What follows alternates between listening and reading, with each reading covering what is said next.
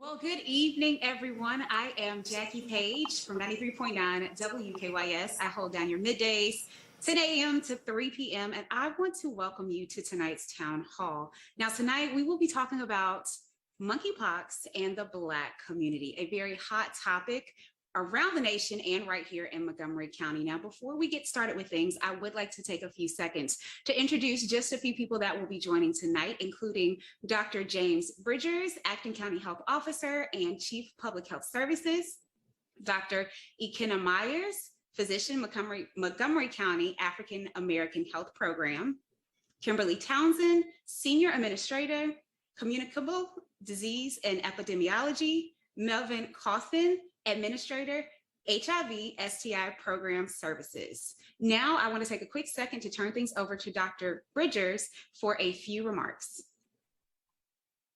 So, good evening, and thank you, Ms. Page. On behalf of Dr. Raymond Kroll, Director of the Department of Health and Human Services, I welcome you to our third discussion on monkeypox, MPX, or MPOX. Now, keep in mind that all three terms will be used tonight interchangeably, and we've worked to use a term that destigmatizes the use of the word monkey or pox or anything that's associated with the virus. It's important for everyone on the call tonight to know that our public health staff continues to work daily to get current information out to our community and to provide MPOX vaccinations to those in our highest risk groups.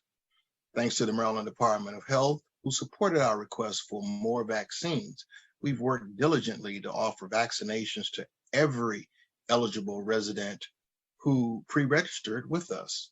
We're also committed to working with our community organizations, our Great Minority Health Initiative partners, and other partners to ensure the safety and health of all of our residents in Montgomery County, just as we've done the past 2.5 years with the COVID-19 pandemic response and now recovery.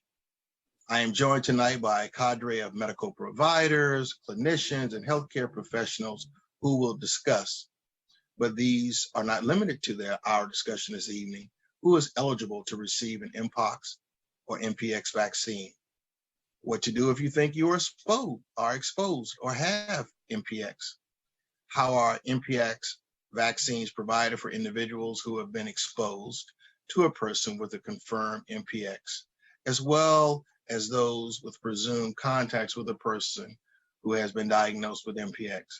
What is our vaccine pre-registration system and how people can access it? What people can expect once they're pre-registered and are eligible to become vaccinated?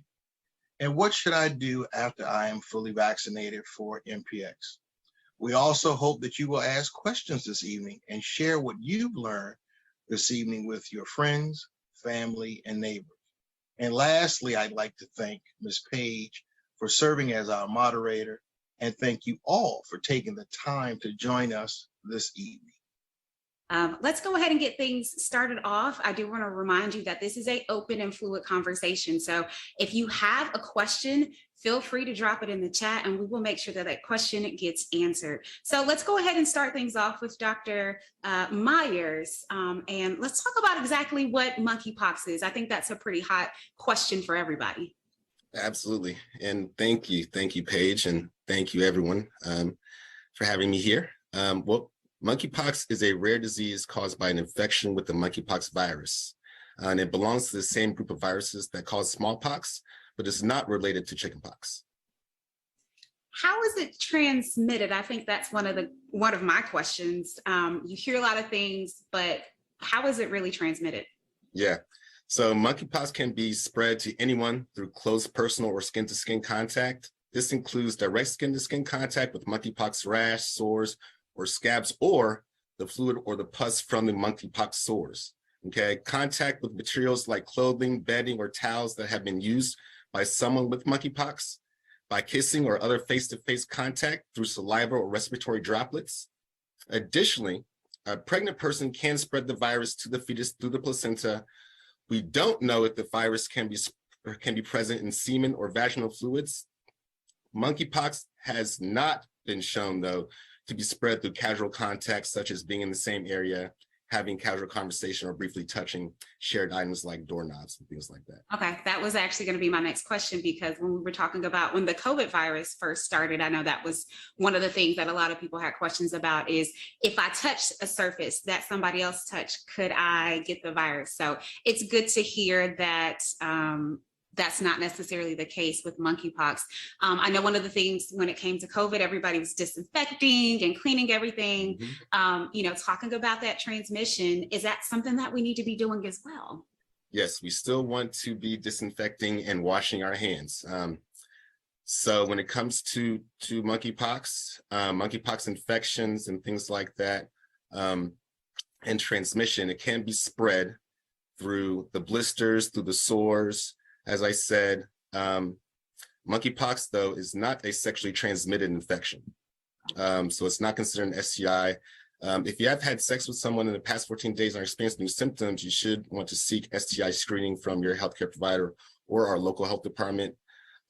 We do not know if monkeypox is found in semen or vaginal fluid or feces. Condoms can provide protection against sexually transmitted infections, as we know, but they may not prevent the spread of monkeypox.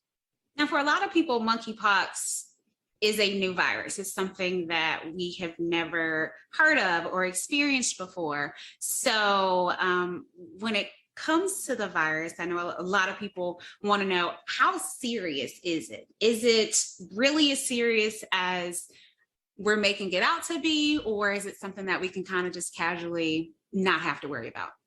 Well, so the monkeypox, it is a rare disease. The monkeypox infection, though, it can make you sick, okay? And typically symptoms begin like a fever, headache, muscle aches, exhaustion, which appear between 5 to 21 days after the individual is infected. Often within 1 to 3 days of the onset of fever, infected individuals develop a rash that can look like pimples or sores or blisters. The rash may appear on the face before spreading to other parts of the body, including the hands, feet, and genitals. As I said, the monkeypox is rarely fatal. For the general public, the current risk of getting monkeypox is generally low. So we shouldn't be super worried about. Not super worried. What do we know about who is most impacted by monkeypox? Good question. So recent cases have been reported more frequently among gay, bisexual, and other men who have sex with men, and who may have had multiple or unknown sexual partners. As of 9/30, so this past month, end of this past month, September, of the 81 cases in Montgomery County, around 60.6% have been between the ages of 30 to 39. 18.5% have been between 20 and 29. 17.3% have been between 40 and 49. 95.1% of them have been male. 28.4% have been Black. 23.5% have been white, 27.2% have been Hispanic, and around 34.6% did not complete the question, so we're unknown. Okay. And just a reminder to everybody watching right now, if you do have any questions, this is a fluid conversation and we want you to participate. So drop some questions down in the chat and we will make sure that we get those questions answered for you. Where exactly did monkeypox come from? A lot of people say, and we've heard the rumors and what people have said came from a monkey. Let's clear that up right now. Where did monkeypox come from? Well, the first case of monkeypox was actually recorded in 1970. But since then, the monkeypox has been reported in several other Central and West African countries. Prior to the current outbreak, nearly all the monkeypox cases were people outside of Africa, were linked to international travels in countries where the disease commonly occurs, or through imported animals. It can infect any animal. It's not necessarily related to, has to be monkeys. Thank you for clearing that up. That is something I'm sure a lot of people have heard, and kind of just wanted to dispel the myths and the rumors around it. Because again, we are here to educate everybody watching. Dr. Myers, thank you so much. I want to switch gears just a little bit and talk to Dr. Townsend. Dr. Townsend, how are you doing right now? Good evening. How are you? I am well. Thank you for joining. What do you do if you think you are sick with monkeypox or that you have been exposed? So if you think you've been exposed or you're having symptoms of monkeypox, the first thing you want to do is stay at home and contact your primary care provider or your healthcare provider. If you're unable to stay away from others in the home, it's a good idea to cover all exposed areas and wear a well-fitting mask. Try to avoid close contact. When you do contact your healthcare provider, that person will be able to provide you with a medical evaluation, help you manage your symptoms, and if it's appropriate, arrange for testing as well. Currently, just in terms of testing, it's only for people that are having symptoms. There's not testing for people that are asymptomatic. If you do receive testing and you're waiting for your results, it's advised that you continue to stay at home until your healthcare provider contacts you with those results and provides additional guidance for you. We just like to let people know if you don't have a healthcare provider, you can go to a community provider such as an urgent care center. If you need assistance with identifying a place that you can get service, you're welcome to contact us at our call center. And that number is 240-777-2982. You mentioned once you have received a test that you should stay at home. If you find out that you do have monkeypox, what's the actual quarantine period? Or is there a quarantine period? So there's a period of time that it's recommended that you stay at home or isolated or away from others. And that can depend on the person. It's advised until all the scabbing or crusts on your lesions have healed, fallen off, and have been replaced with new skin. For some people, that can be 2 weeks, and for others, it can be 4 weeks. So it's generally between 2 to 4 weeks that a person would stay home. Okay. I saw that we may have a question. If an older adult got the smallpox vaccine, do they need to get the monkeypox vaccine? So that's a good question. It is thought that people that have previously been vaccinated may have a small amount of protection from MPX. However, right now, vaccination for MPX is being offered to specific groups that are at greatest risk. If you have had chickenpox in the past, do you still need to get the monkeypox vaccine? And is there a possibility that you could get monkeypox? So MPX is different from chickenpox. And right now, vaccination is not recommended for general populations. There are particular populations or groups at greatest risk that are recommended for vaccine. Okay, let's talk about the vaccines just a little bit more. What's the guidance around vaccines right now? So the guidance right now is that it's offered to people that are the groups that I mentioned at highest risk. And right now, those groups include people that have been exposed to an individual with MPX or have likely been exposed. Also with persons with multiple known or unknown sexual partners. We are giving priority to those that are at highest risk, those that are disproportionately affected or impacted, and those that have suppressed immune systems. Okay. Intradermal or injections, can we get into that a little bit more? I know I've been hearing a lot about that on the news. So just kind of want to, one, what is it? And then two, let's talk about the guidance around that and how effective that is. Sure. So right now, the recommendation is to we administer the Jynneos vaccine, and it is administered intradermally, meaning just under the skin. It's a small dose, and it's a 2-dose regimen. The second dose is administered 28 days after the first dose, and it's administered on the inner forearm. With the COVID vaccine, I know we're in the booster phase right now. Is that the same thing with the monkeypox vaccine? Do you get the first dose and the second dose? And is there another booster that you have to get once you've gotten the first two shots? Great question, Ms. Page. Right now, it's a 2-dose regimen. And so it's an initial regimen. And so after you get your second shot or administered second vaccine, right now, there's not a recommendation for a booster in this particular outbreak. Okay, that's good to know. Just want to stay on the vaccines a little bit more because I have questions. Okay. Is there any pain or any symptoms that come along with getting the vaccine? Again, I think a lot about my COVID experience. And when I got that COVID vaccine, my arm was sore. So is that the same with monkeypox? Another great question.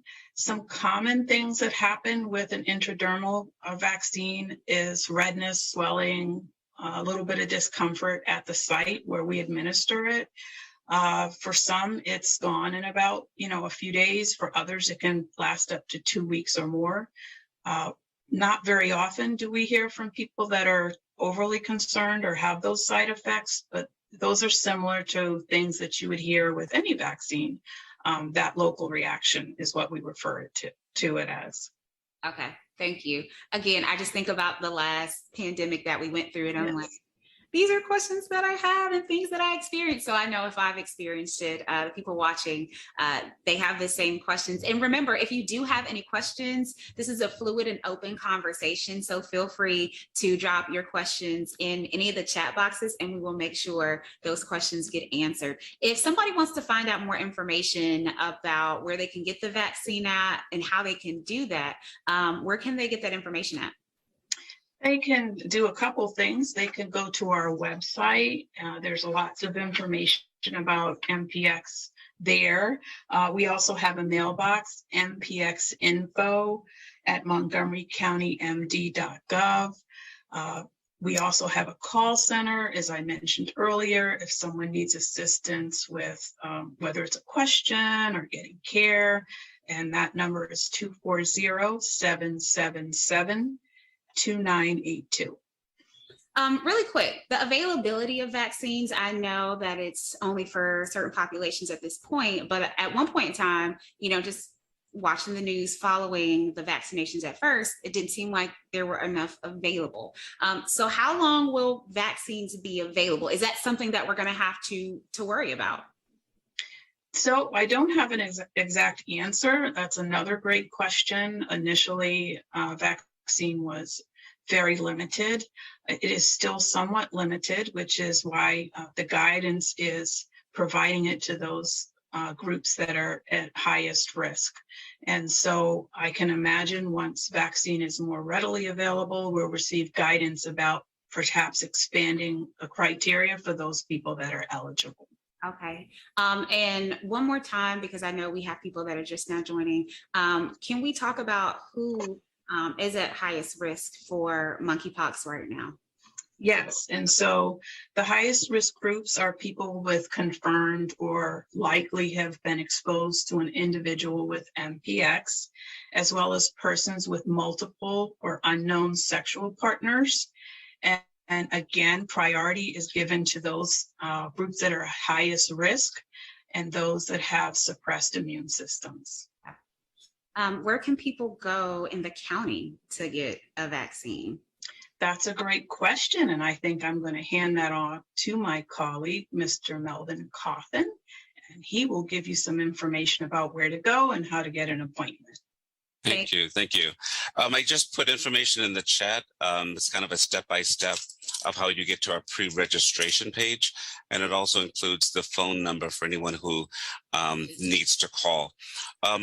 But before I kind of dig into that a little bit, I just wanted to just take a couple of seconds to go back over the kind of history of that Montgomery County has gone and giving out the vaccine. We started at the end of July. At the beginning of August, the early vaccine was given out through our STI and our HIV clinics. Since gay men, bi men, men who sleep with men were hit particularly hard, there were a lot of folks that we see, and we wanted to make sure that the folks that we see got the same opportunity to get the vaccine as folks who may have a better networking system. So we actually made calls for anybody who's been in our clinics for the last 18 months to make sure that as best we could, the Black and brown folks had equal opportunity. And so by the end of August, we had a pre-registration page, and the demand had grown so great that we could no longer keep it in our clinic. So we now have a couple of nursing teams who are working 5 days a week, somewhere between 8 and 10 hours a day. Early on, that pre-registration list was over 3,000 people. And so it just grew and grew, and it became overwhelming for us in our clinics. So over the course of August, September, we've worked our way through the list, getting the vaccine out to people who were at greatest risk. There was high demand from those populations. They, in a sense, were beating the door down. So it was really important that once the intradermal started, it gave us a lot more of which to do. And so we worked. And now basically anybody who was a part of those groups who wanted it are able to get it. Again, either by going on the website, the pre-registration lists are at the bottom. They're all in various languages, and also the phone number.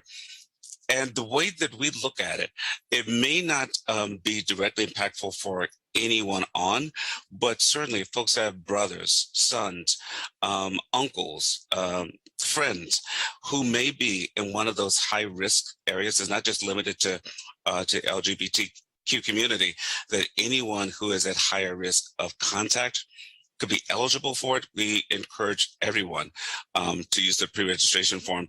There is plenty of vaccine available. We have plenty of clinics that are going on. There's still room for folks to get in and get an appointment. As Kimberly said, there are two doses.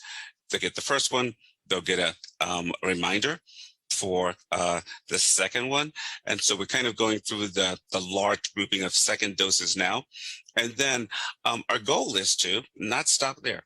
Is to continue to look for those folks in communities who still may have not heard. I know that kind of once monkeypox, the demand kind of went away from those major groups, doesn't mean that we stop. And it doesn't mean that it's not necessary or needed. So it is still kind of our responsibility as best we can to get it out still to those Black and brown communities who may not have heard about it, So folks are still, in a sense, being infected. So it's our responsibility to handle that. We've got plenty of room. So we invite everyone who wants to, knows anybody who can, to pre-register. We'll get them taken care of. Question, if I pre-register, how long from the pre-registration period will it take before I can actually get in to actually get that monkeypox vaccine? That's a great question. In fact, we were talking 2 months ago, 6 weeks ago, the answer would be different. If you pre-register tonight, within, I believe, 24 hours, certainly no more than 48 hours, you will be contacted, you'll be sent a link, and now the links are kind of good for the whole week. Let's say today is Monday, you got a link tomorrow. You would then have the rest of the week to go choose the day that was more convenient for you and the time that's more convenient for you. We've talked about the high-risk populations. Let's say there's somebody, they are high risk, and they also have like a son or a daughter. Should that child come along with that parent to get vaccinated as well, or should it just be the parent who's in the high-risk population?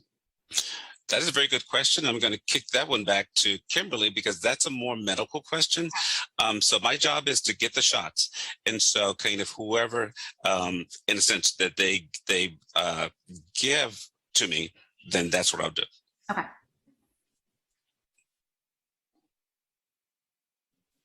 So thank you, Mr. Cawthon.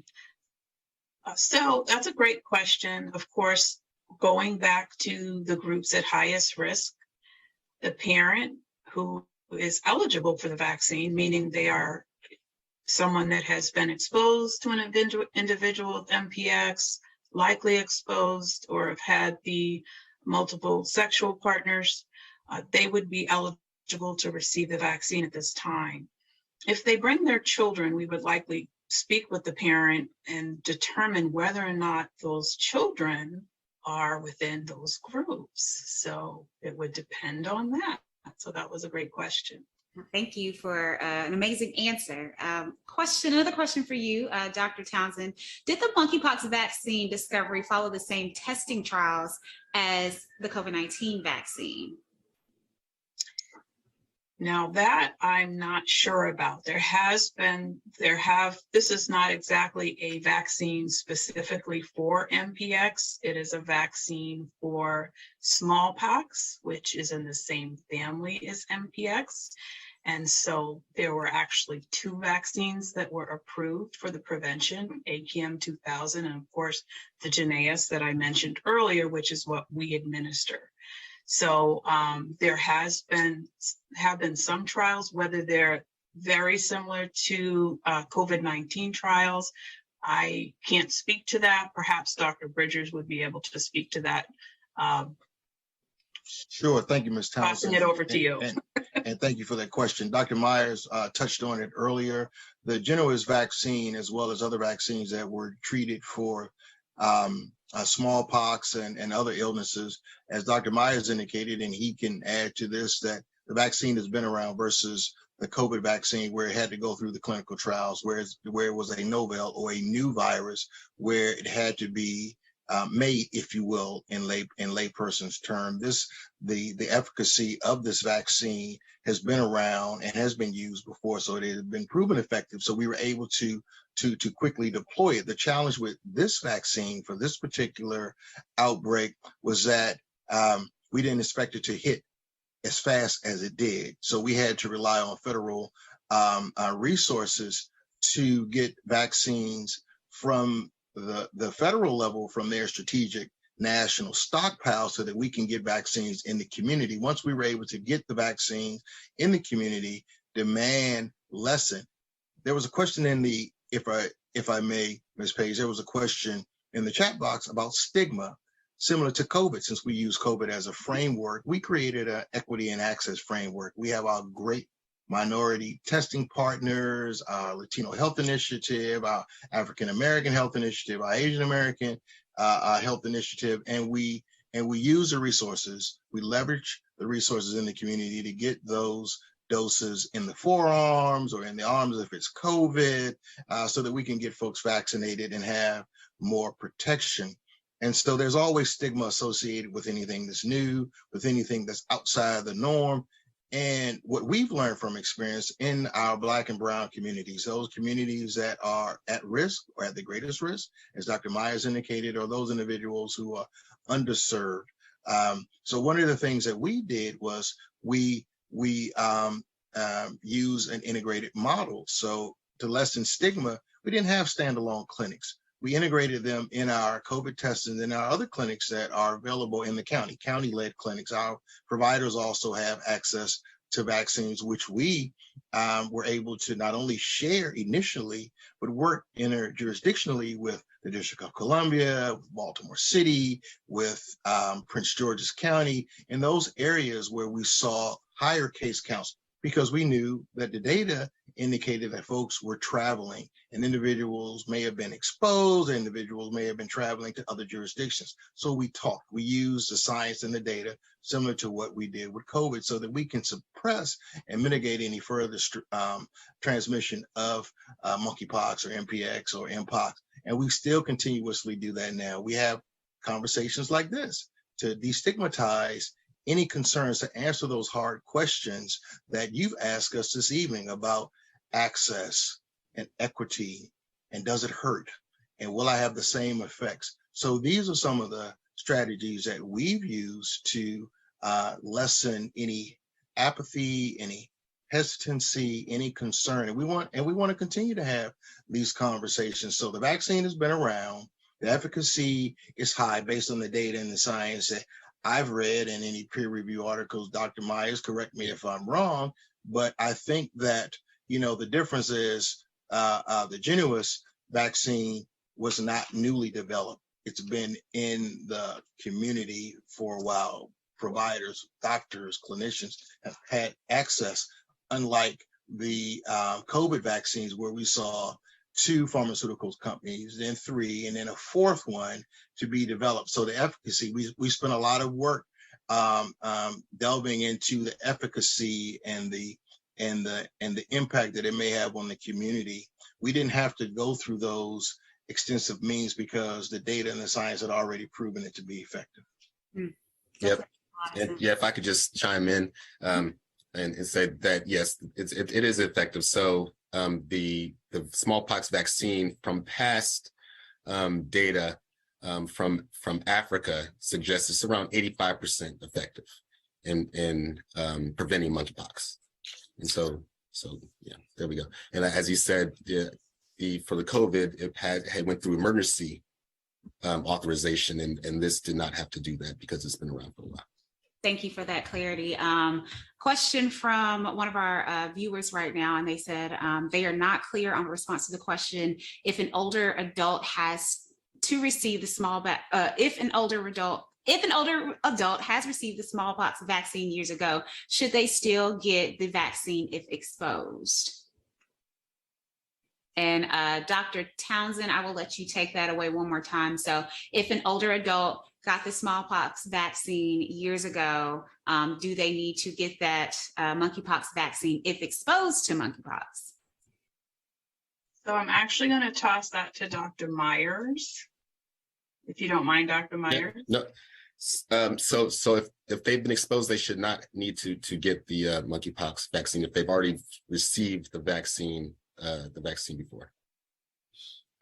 So if I get monkeypox, and let's say I'm not an older adult, I'm in my 30s, I get monkeypox, do I still need to get the vaccine, or is there like a time period between when monkeypox has been said and done to when I need to get that get the vaccine?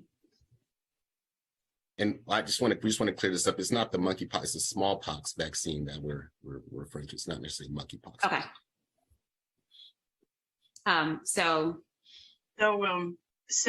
if someone has symptoms or they've already had MPX, it's not advised during this outbreak to get another vaccine. So we often are asked, I've gotten one vaccine and I've become symptomatic. What should I do? You would go to your healthcare provider to get an assessment. And if you are then diagnosed with MPX, then it is not advised at this time for you to go ahead and get the second vaccine. Okay. If you've never had the vaccine and you contract monkeypox, should you still get the vaccine, or is that wait until monkeypox is cleared?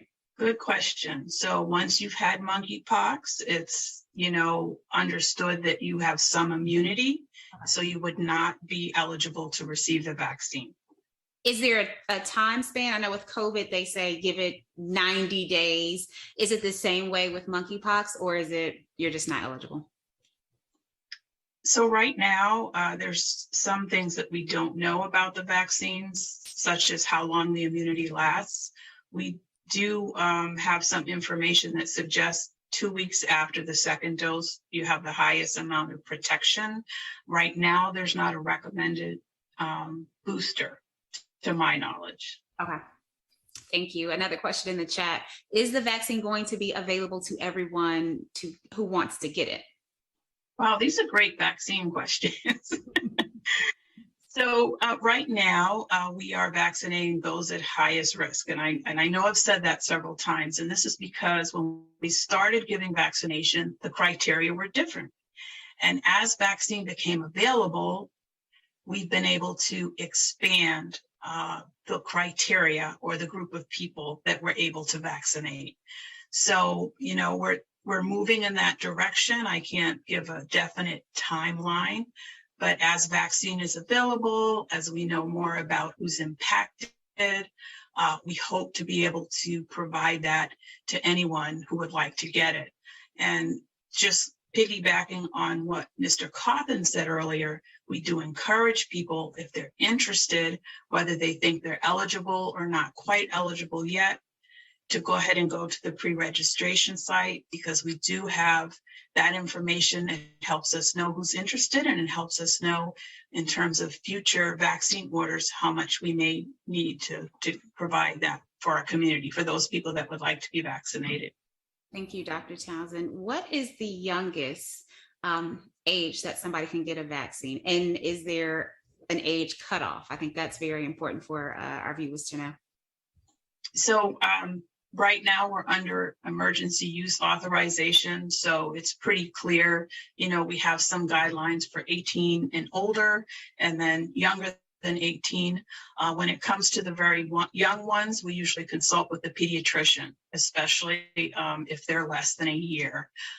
We have had some younger teens or young children that have had close skin-to-skin contact with someone that has MPX. That's a conversation with the parent and the pediatrician, and under those circumstances, they may be eligible. Okay, thank you for answering that.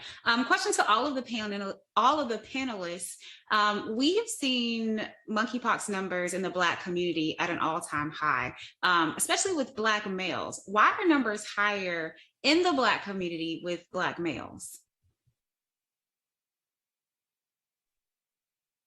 Well, I know just clinically from what I've seen, a lot of it does have to do with the routes of transmission and transmission and passing on of the disease, because it is passed on via close contact, person-to-person contact, and in that contact, because the sexual contact with men involves close touching as well as with others.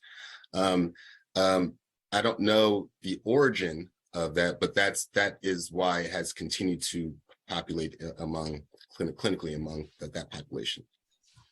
Just wanted to, I guess, add to that of what we've seen on the administration side is that early on, there were networks that the word got out pretty quickly that literally kind of moved to the front quickly. We saw it in DC. We saw it early on in Montgomery County. That's why we were trying to balance it out by even making calls ourselves. But I think that might be one of the things as well, that the early networks that got it, passed it on. And I think a lot of our, some of our Black and brown communities who weren't in those networks didn't get the messages as quickly. And so we have seen that they've come along, that they've caught up. But that earlier surge were networks where we clearly saw it was literally the needle moved to one side. And so my guess is that it was messaging. I just want to go back to stigma just for a second, if I can. What we also saw, again, in the county, we wrestled with on our press releases, we wrestled with the language, making sure that we did not choose language that was going to stigmatize anybody else. The community that it was in have already had a history of feeling stigmatized. So this is something that we thought about, we talked about. And it was a kind of a balance that we had to do, because we had a lot of folks from that community who were the ones demanding, but we wanted to make sure to be careful that in our messaging, we didn't do anything to cause more harm to someone else in the same community. Thank you. Dr. Bridgers, did you have something that you wanted to add? Sure, just a couple of points. Thank you, Ms. Page, for cueing in on my facial expression. A couple of things. Want to go back to pediatric cases. Just want to inform our participants this evening, also our viewers, that we haven't had any pediatric cases, although we still continue to monitor the data across the lifespan. As Mr. Cawthon indicated in his previous comments, we continue to work hard on stigma to destigmatize all of our public health actions.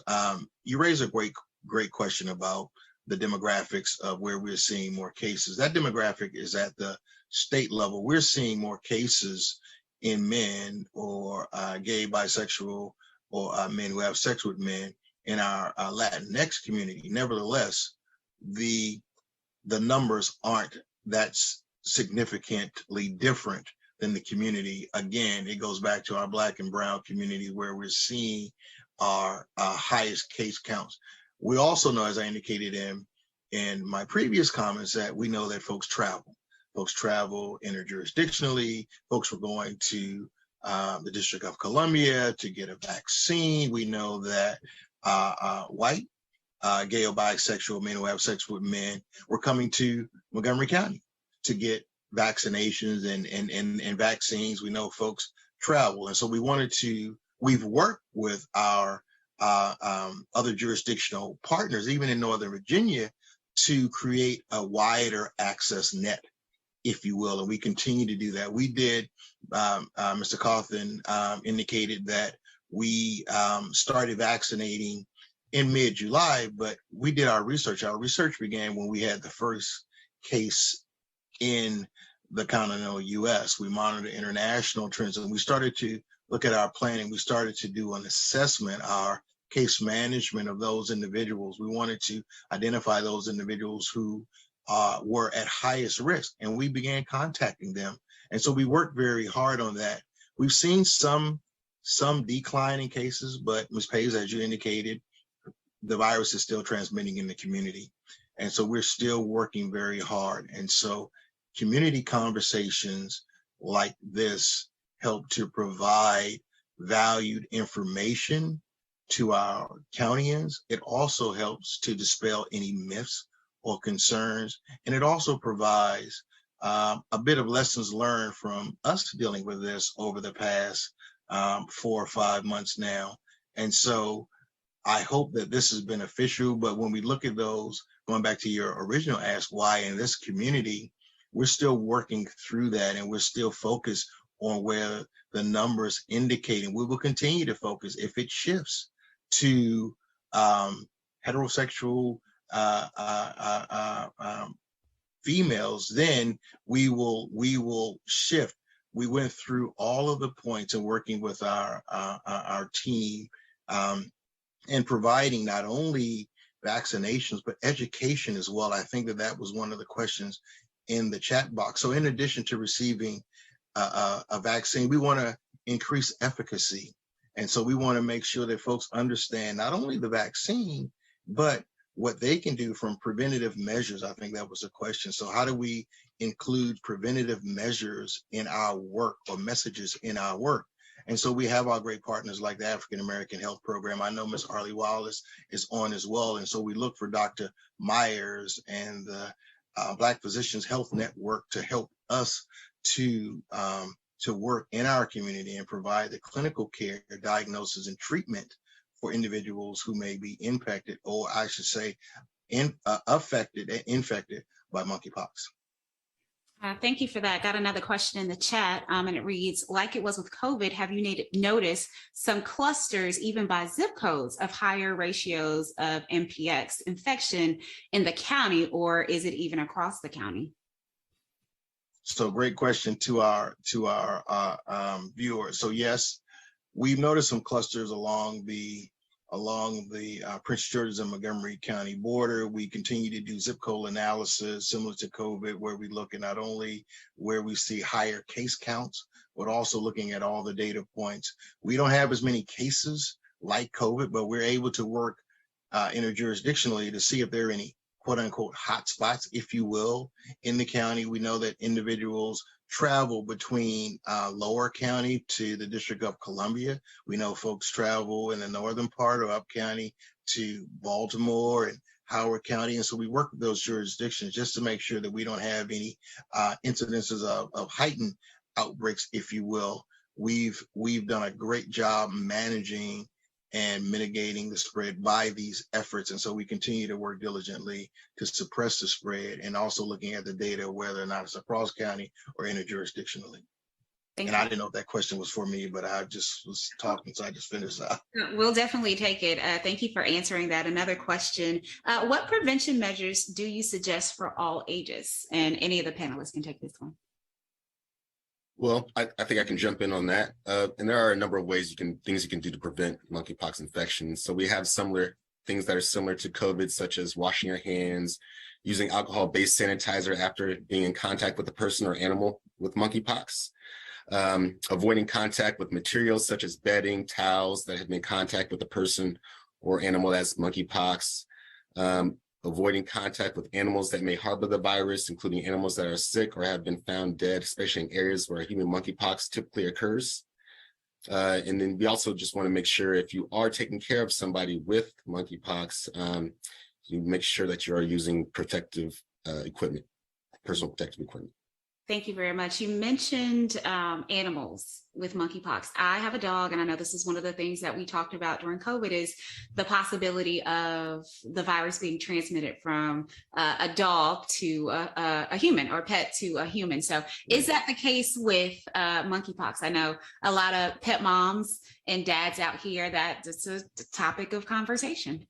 It is possible, and in those cases, if you have been exposed, you want to go ahead and get a sitter for your pet.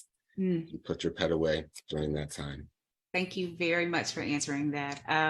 Again, like I said, this is a fluid conversation. So if you have questions to all the viewers, be sure to drop them in the comment box so we can get these questions answered. We want to make sure that you leave informed and educated and that everything that you need to know that you know. Before we close things, really quickly, just want to get some lasting thoughts. Oh, we have another question. I love that. Is there any information that indicates an increase in mental health issues associated with a diagnosis of MPX? That's a really good question.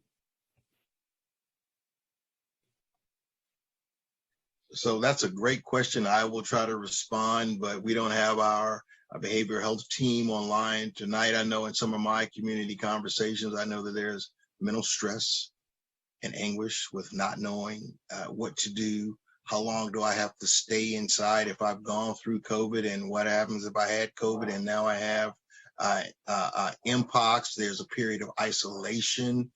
There's a period that I need to go. So all of those stressors can evolve. What we continuously ask folks who ask that question, great question, is to consult with your primary care provider.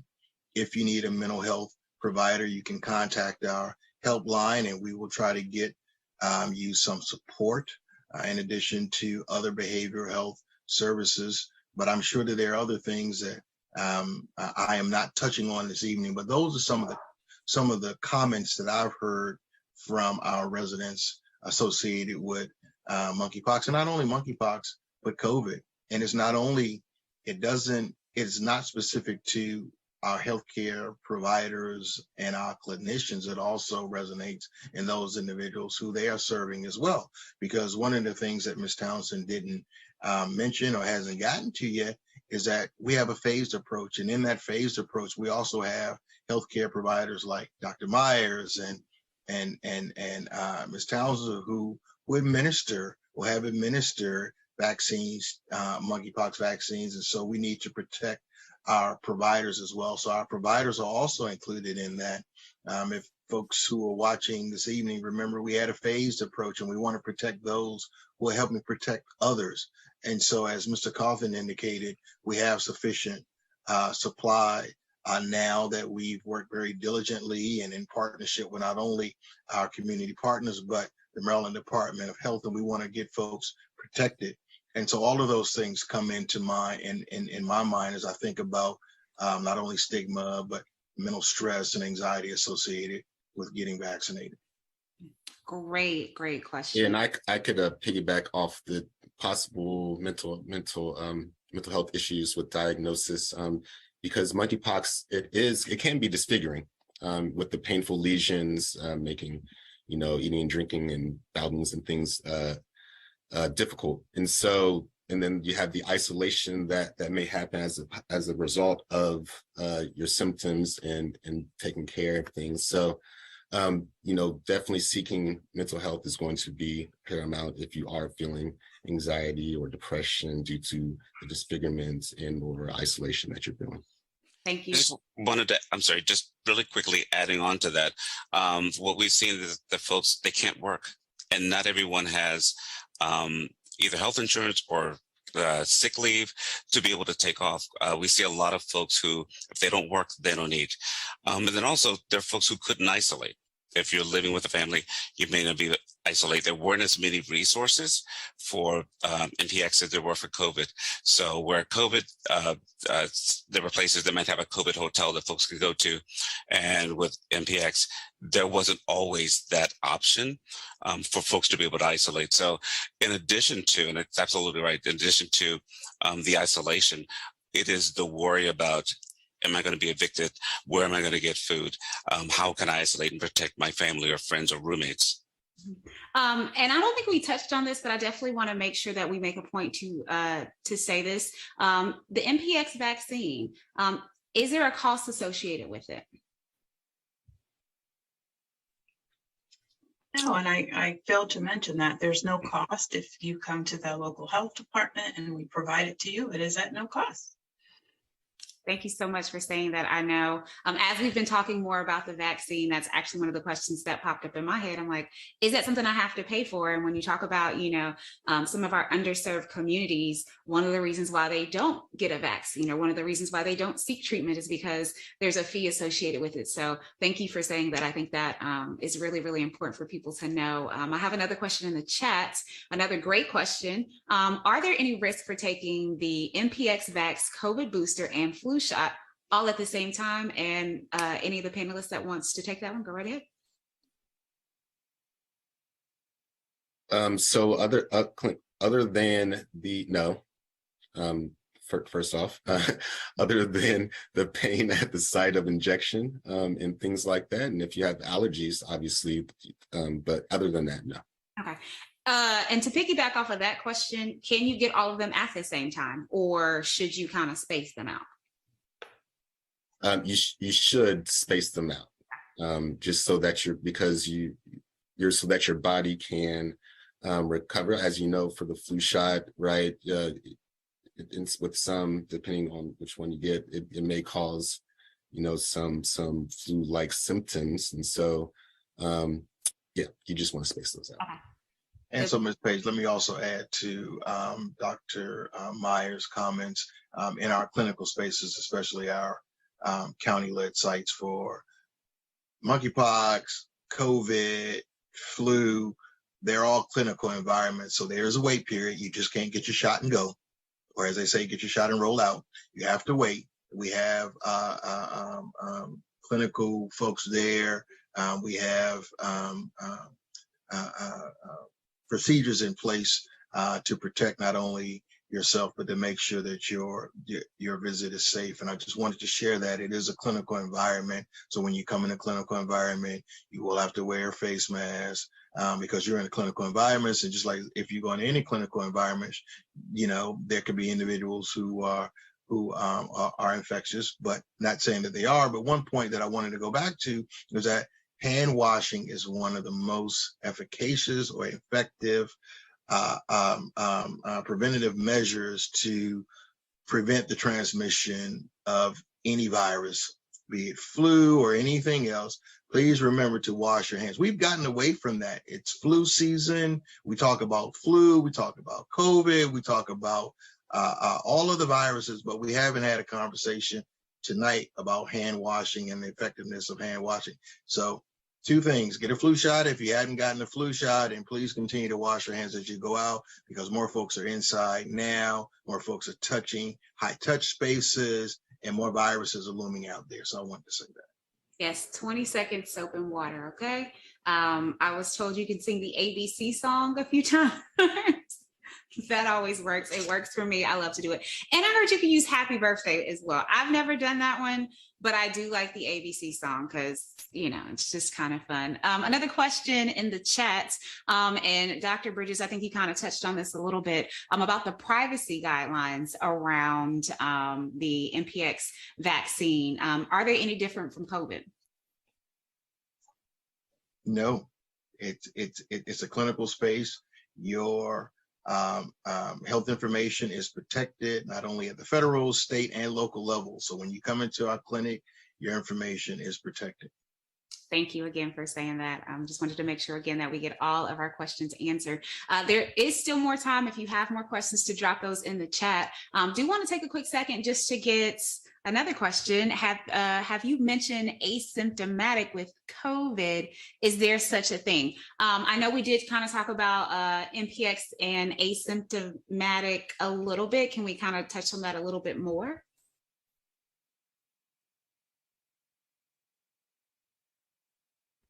I'm muted. Symptoms, absolutely. So if you are not experiencing symptoms of COVID, symptoms of monkeypox, then you're not going to pass it on.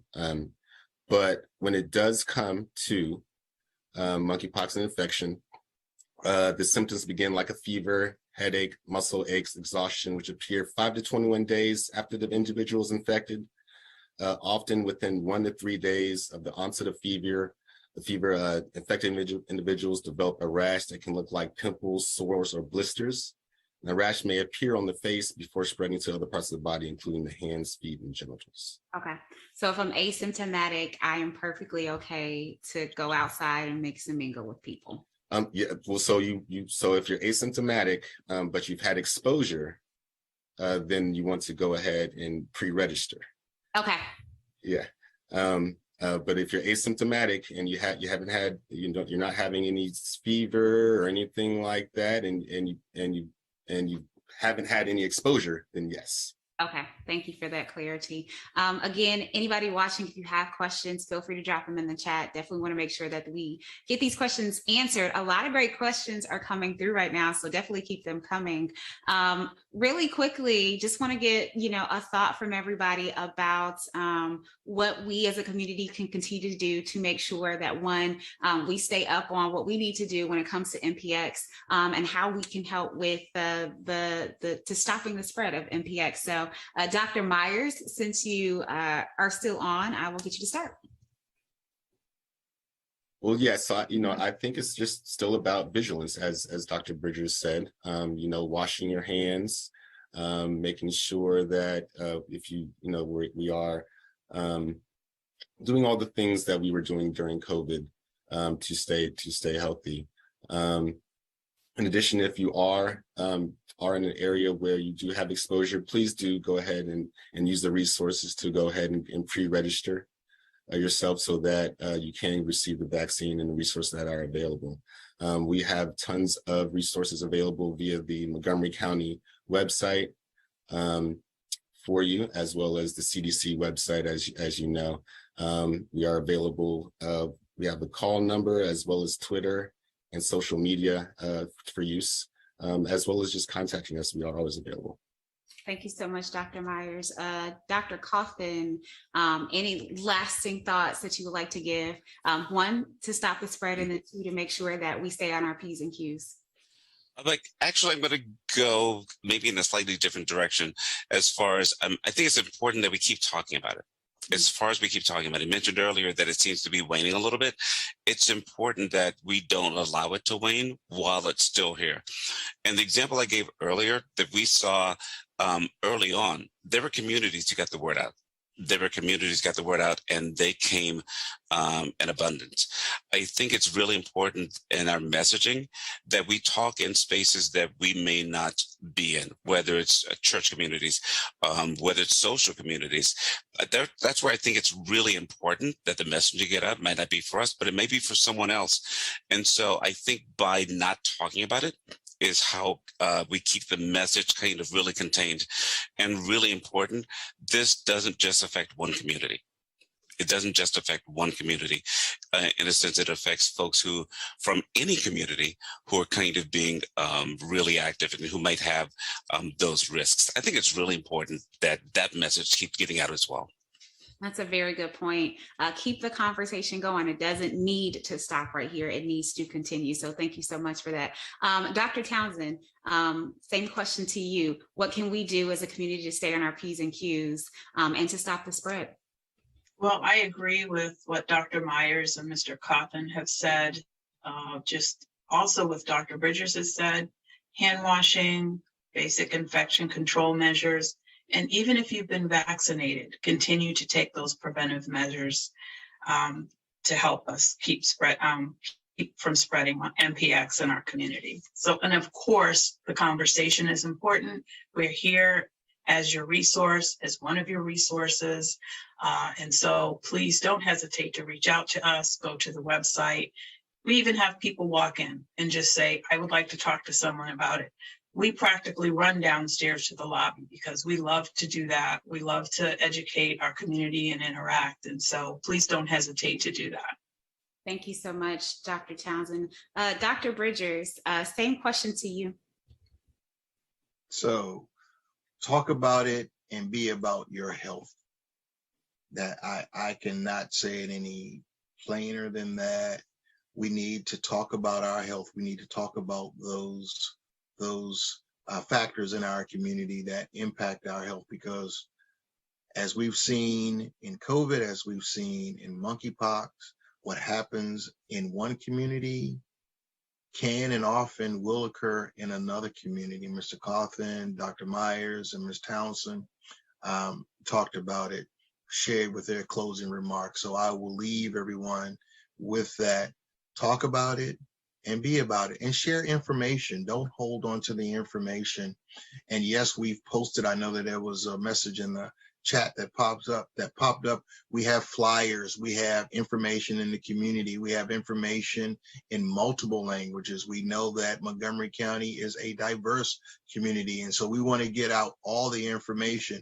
And if we aren't getting the information out, please let us know, because there may be spaces that we haven't, or we are so focused on getting multiple messages out that we miss one community that we often don't talk about it, and our healthcare providers and professionals on the town hall tonight, is we don't talk about our Native American community. It impacts all communities. And so if we're not reaching in a community, we've left numbers for our call centers, for our information assistance line. Please let us know so that we can get those messages in the community. Be about it and talk about it. Yes, simply put, be about it, talk about it with everybody that you know. That's how this works. Okay, you just can't have a conversation with yourself or with your best friend.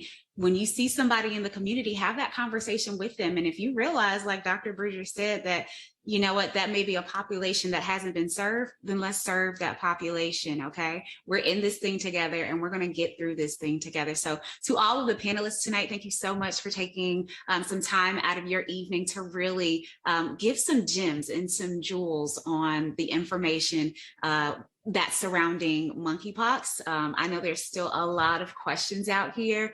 And if you are watching and you're wondering like, hey, where can I get more information? Where can I talk to one of the panelists at? You can do so at www.montgomerycountymd.gov/MPX. Again, that is www.montgomerycountymd.gov/MPX. Again, we are all in this together. We are going to get through this together. Have a phenomenal evening, and thank you for joining.